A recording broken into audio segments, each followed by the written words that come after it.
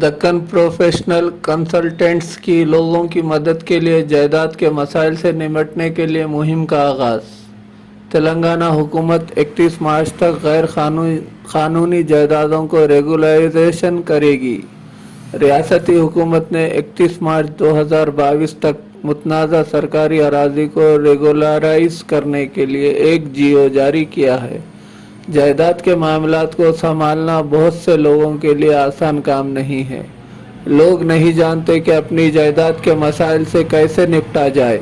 एक गैर मुनाफा बख्श तंजीम दक्कन प्रोफेशनल कंसल्टेंट्स DPC ने लोगों की जायदाद के मसाइल से निपटने में मदद करने के लिए एक मुहिम शुरू की। DPC के CEO MAM अंसारी ने एक प्रेस रिलीज में कहा कि जो जायदादें हजारों और लाखों में खरीदी गई थी, इनकी मालियत अब करोड़ों रुपए है, जिसकी वजह रियल एस्टेट मार्केट में इजाफा है। लेकिन कुछ मालिकान ऐसे हैं जो सब रजिस्ट्रार के पास रजिस्ट्रेशन के वक्त कानूनी मशवरा ना लेने या अपनी सेल डीड और दीगर दस्तावेजात में मुनासिब कानूनी पॉइंट्स को शामिल ना करने की वजह से कई कानूनी रुकावटों का सामना कर रहे हैं। नतीजतन उनकी जायदादों पर दूसरों का नाजायज कब्जा है। ऐसे मामलात में लोगों की मदद के लिए DPC इनकी जायदाद की कानूनी बुनियाद मालूम करने के लिए जायदाद के दस्तावेजात का जायजा लेगी।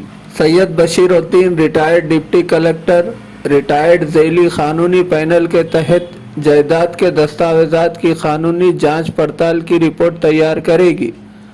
Registrar S Bashiruddin civil advocate की तरफ से जायदाद के कागजात की कानूनी जांच के बाद Mohammad Arif panel member revenue मामलात के माहिर MRO RDO और मुतल्लिका ज़िला कलेक्टर की नुमाइंदगी करेंगे।